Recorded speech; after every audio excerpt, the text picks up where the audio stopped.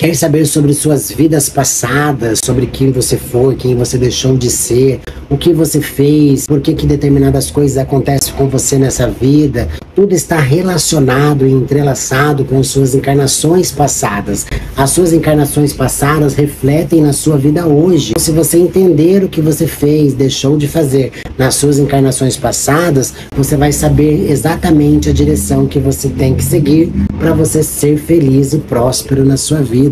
Pode saber aí todas as suas restrições alimentares, a lista de entidades da parte de trabalho, da parte de coroa, das linhas pactuais com quem você fez pacto na primeira encarnação, o que você vem arrastando e protelando, o que essa linha pactual te cobra. Saiba que tudo isso, quando você vem para esse lado, você tem o direito de recomeçar. Existem caminhos que você pode trilhar e caminhos que você pode recomeçar. Existem formas incríveis que você pode fazer trocas.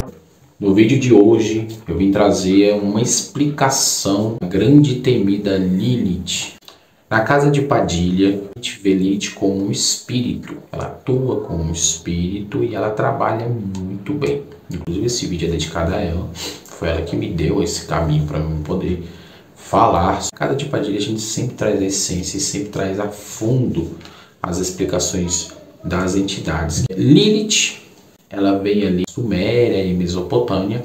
O significado de Lilith não tem um termo certo, mas segundo ela, Lilith significa mulher. A gente consegue traduzir alguns textos antigos da primeira Bíblia, que é a Gênesis, que diz assim, em Gênesis 1:27 diz que e criou Deus o homem à sua imagem. Deus criou o homem e mulher os criou. Ou seja, se Deus criou homem e mulher os criou, quer dizer que criou macho e fêmea, como muitos pregam.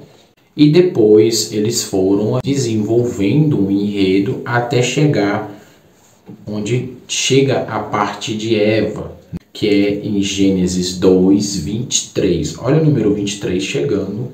E disse Adão: esta é agora osso do meu osso, a carne da minha carne. Esta será a mulher. Portanto, do homem foi tomado. É muito machista. Então aqui a gente já tem um grande ênfase aqui no medo que a primeira mulher, Lilith, colocou através de Adão. Alguns textos antigos dizem que ela era uma serpente. A gente vai lá nos mitos sumerianos e a gente entra nos textos da Suméria e fala que Lilith tem uma passagem chamada de Lilith lá, ou Lítea, que fala que ela era uma deusa réptil. Inclusive alguns traduções e imagens dizem que ela era uma arpia, como se fosse uma coruja mulher. Na Mesopotâmia também há uma tradução que é a extensão da Suméria, onde ela fala sobre os espíritos do ar. Lilith é um espírito do ar, as energias dos sussurros. No antigo judaísmo também ela é posta como demônio sexual. E na Grécia ela é conhecida como mulher escarlate. Traduzem para Hécate. Então, pegando todas essas informações, a gente podemos fazer uma dissecação de alguns termos. O que é Lilith? Lilith foi realmente esposa de Adão. Adão não era um homem, tá bom? Só para colocar aí posto. Segundo ela, diz que Adão não é um termo adjetivo homem, era um termo, vamos dizer, substantivo, pela questão de que Adão era como se fosse uma linhagem e Lilith outra. E assim também vem o termo ali de Eva, uma outra linhagem. A sua carnificina sexual, onde sexo houve entre irmãos e foi procriando. Uma falange de mulheres e uma falange de homens. A falange de homens e mulheres, elas começaram a se estender fora do Éden, porque ela não aceitou o manuseio de Adão ou dos Adões, os filhos de Adão. E assim partiu para outros lugares, como o Egito, como a própria Suméria, que foram alguns descendentes de Adão, né? Não ficou apenas aquela parte. Por quê? Porque lá em Gênesis, quando Eva foi criada, Eva foi a primeiro médium do espírito, que foi a Eva, que ela ouvia sussurros dessa cobra, e essa cobra traria intuições a ela. Trariam ali direcionamentos. E aí ela ficou, uai, essa cobra está me trazendo intuições. Não coma deste fruto. Acredito eu que esse fruto não é uma maçã. E pela questão ali também de vir do continente africano, né, que era o obi, o noz de cola, que realmente é uma planta sagrada e traz o conhecimento. Ao comer o obi, ele teve ali a absorção da energia, né, proibido. Eva comeu o obi. Ao comer o obi, ela foi sacrilegizada, fez um sacrilégio ali àquele espírito, como se fosse um ebori que a gente faz hoje. Teve um grande deslumbre de conhecimento e foi uma incorporação. Eva era primeiro médium dessa entidade. E houve alguns rebelião entre essas falanges. Alguns filhos de Adão foram, pela questão ali do erro genético. Os filhos de Adão saíram ali do jardim do Éden, junto com as filhas de Lilith. Alguns filhos de Adão ficaram só e fizeram a procriação de Eva, que é a falange de Eva, tá? É a multiplicação. Acredito eu, pela questão de Sete, tá? O sistema setenário que tem tudo.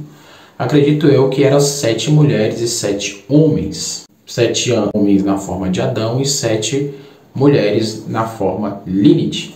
Procriaram aí outros, né, povos. Um grande deslumbre. Grandes povoados fora do jardim do Éden. Depois disso, passasse alguns tempos, vem algumas outras médiuns descendentes de Eva, que aí a gente coloca aqui como médios de almas. Na primeira Gênesis 16:12, que é Sara. A Sara, ela não reconheceu Deus como seu Senhor, porque o Senhor só falava com Abraão, não falava com Sara, pela questão da abnegação à doutrina. Mas ela responde Deus na boca de Abraão, e o Senhor não fala com Sara, e sim com Abraão, e Abraão responde Sara.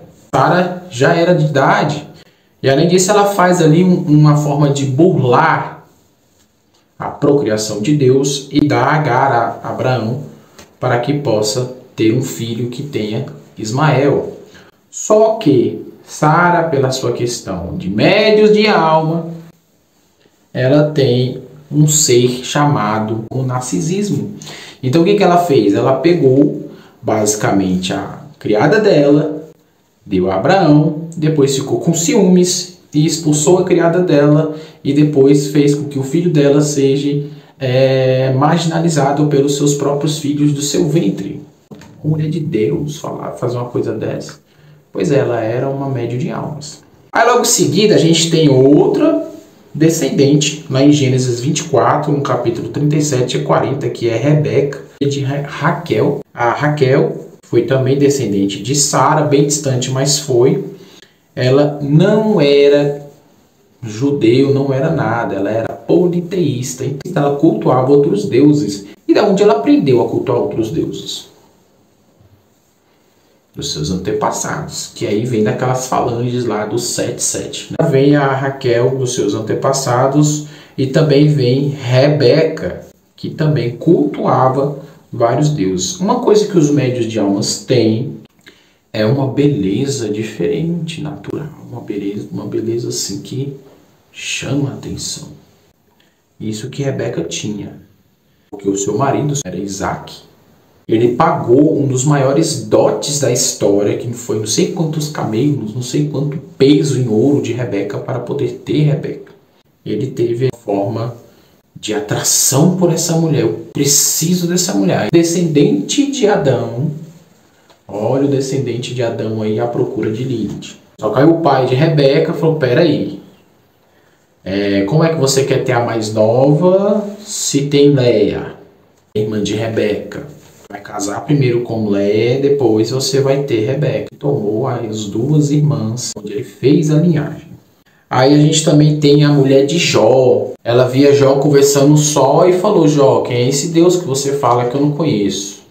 A gente questionou Jó. Jó expulsou porque tinha perdido tudo. Uma vantagem que os médios de almas têm é que eles têm os pés no chão. Quando se fala em questão de fé, eles questionam muito dessa forma. Que vem dos seus antepassados. Aí temos a forma pejorativa na Bíblia, que é ali as rainhas das almas. Rainha das almas, ela tem alguns nomes. Uma primeira delas são a esposa de Potifar, que teve do profeta, mas que era uma cultura da época em que os egípcios compartilhavam suas mulheres com seus amigos e os amigos compartilhavam homens com suas mulheres. Uma coisa cultural. Respeitou da cultura para poder fazer com que aquele profeta tivesse uma evolução. Aí temos também Dalila. Dalila, que era basicamente uma meretriz, uma prostituta. Teve um caso ali com Sansão na primeira Juízes 16:4.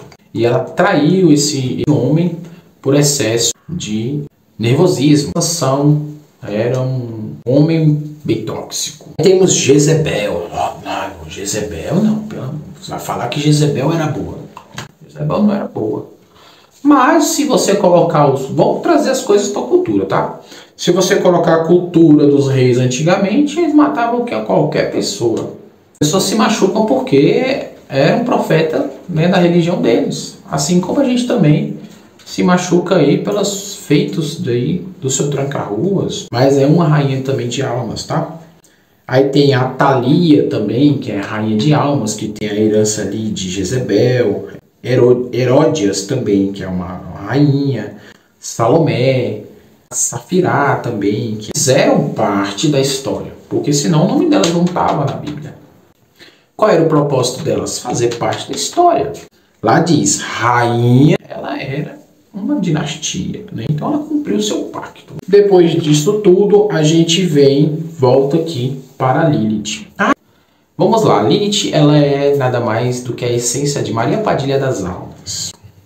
Maria Padilha das Almas, ela vem na essência da Lilith, porque quando desceu Azazel, que é o primeiro anjo ali draconiano de Enoque, e Lilith, ela foi a única que enfrentou o seu pai. No livro de Enoque, quem foi os anjos que desceram?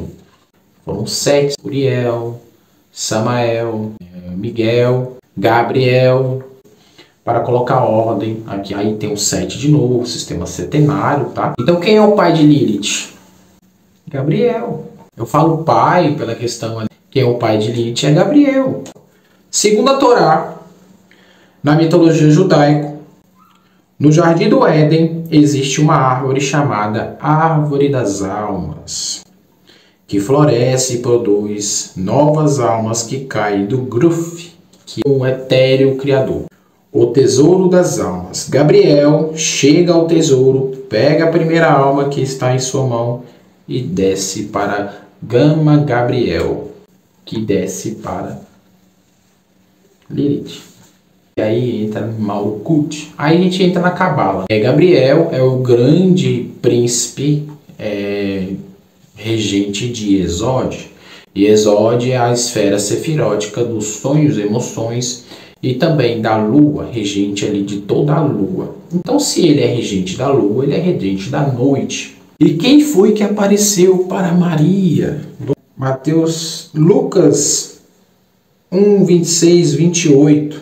E Maria foi concebida pelo Espírito Santo, onde ela é virgem, mas a roupagem é a mesma, só que em forma de anjo. A gente tem Gabriel como regente ali. Gabriel não é um anjo homem e nem mulher, ele é um andrógeno. Isso é fato. Para quem estuda alta magia, cabala judaica, sabe que os anjos não têm sexo. O lado negro, o lado demoníaco, que entra ali as Sefirot e as Quilofotes, né, que são o inverso ali da cabala, entre os daimons ou os demônios, né? Então a gente pode dizer que o inverso da Sefirot é Sama Gabriel, que é basicamente a roupagem negra de Gabriel, que ele comanda, não que comanda, mas tem o intermédio ali de pai de Lilith. Podemos dizer que quem frustra Lilith é o próprio Gabriel. A essência dele é bem conhecida nos terreiros aí, chamado Imaré, o regente dos espíritos sexuais. Lilith realmente ela é a Maria Padilha das almas, a essência. Por isso que os médios de almas eles são meio conturbados. A bipolaridade, assim como Sara, ela era uma profane e do nada expulsa a mulher de casa, como Eva, que era feita pela divina e foi lá comer o fruto por curiosidade, assim como Rebeca, sedutora. O feito de Lilith, ou de Maria Padilha das Almas, essa tendência a sempre estar em abnegação com a doutrina. Por isso os médios de almas, eles são complicados. Na Quimbanda, tô esperando você iniciar aqui, hein? Você estudar aqui. Tem que estudar comigo, falar comigo.